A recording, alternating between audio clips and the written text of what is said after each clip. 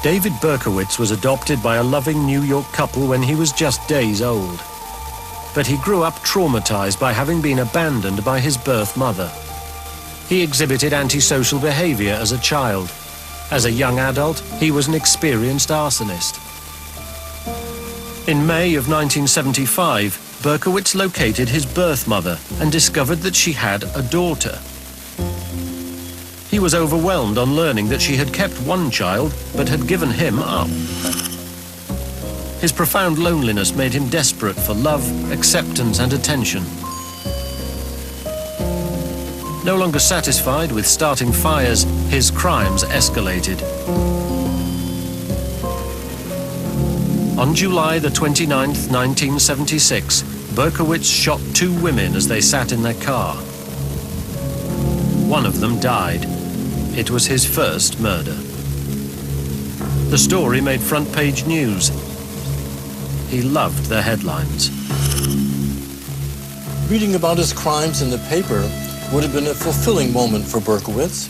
Such recognition for a man who felt unnoticeable and rejected by the world seems to have encouraged him to commit more crimes.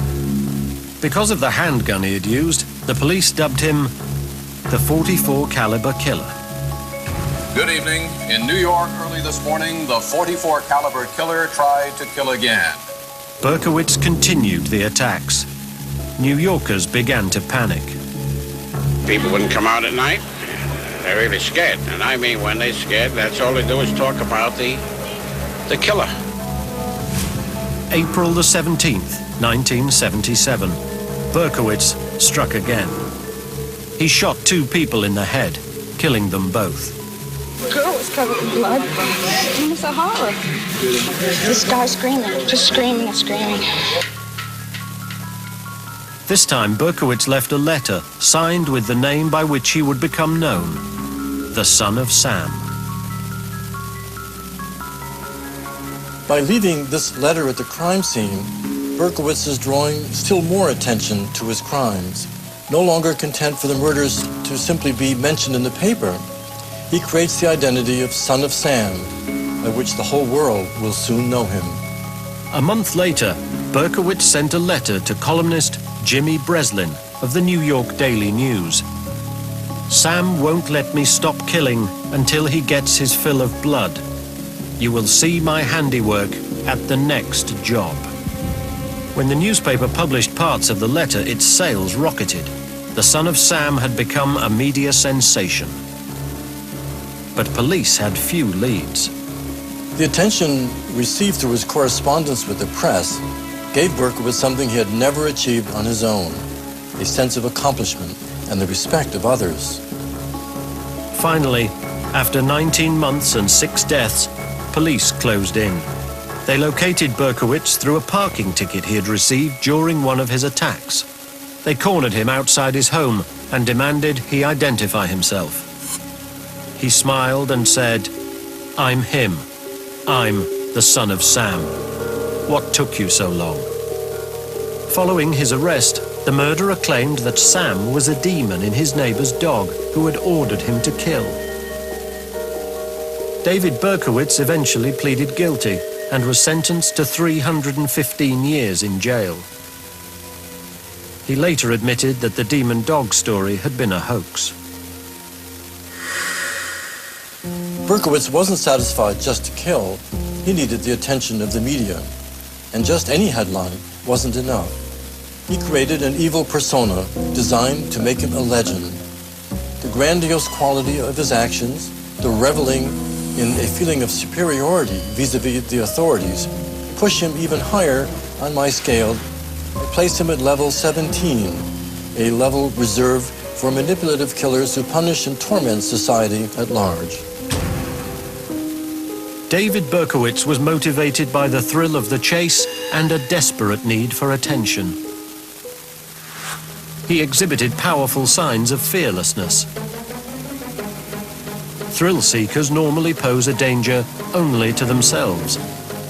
But there are others, like Berkowitz, whose indifference to fear leads to a shocking capacity for violence.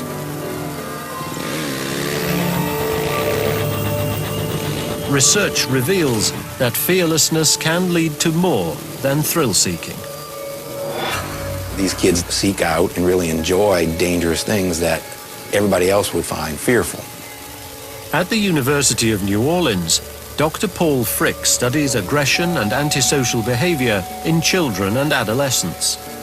His research indicates that children who exhibit callousness and a lack of emotion are at higher risk for developing dangerous and aggressive behavior. Fear and distress are both negative emotions that they seem to be missing. The kids with callous and emotional traits and conduct problems tend to be the most aggressive and violent offenders.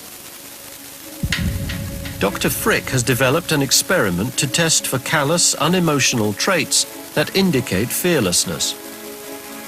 A dot probe test measures the subject's response time to images shown on a monitor. Two pictures, one on top of each other, flash on the screen, followed by a dot. They hit one button if the dot follows the top picture, another button if it follows the bottom picture. And you press one of those two buttons as quickly as you can. Results were measured in milliseconds, allowing researchers to determine the brain's pre-conscious response. We're trying to get a response that doesn't have them thinking about the content, but really gets at their immediate response that is more automatic.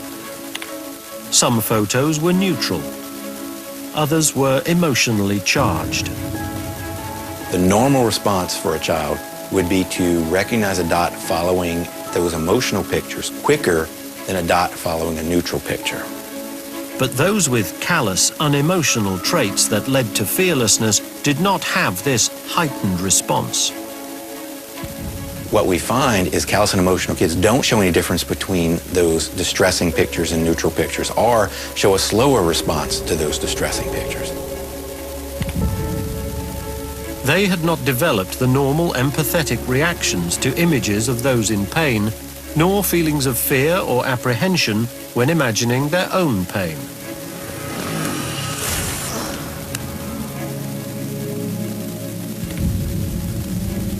A lack of empathy and an inability to process fear can be a dangerous combination. They just don't pay attention to the effects of their behaviors on others. They don't attend to the fact that it's really hurting the other person. Is it possible that attention-seeking killers have lacked the capacity for empathy since childhood? Are these murderers unable to fear punishment? Some killers do exhibit these qualities and achieve the notoriety they desire through gruesome and very public actions. 1974, Wichita, Kansas, in the American Midwest. A local newspaper received a mysterious letter. Line after line detailed a grisly slaughter. The letter was signed BTK. Bind, torture, kill. For years, the killings continued. With each new murder came a package, poems, letters, dolls, all designed to call attention to these evil acts.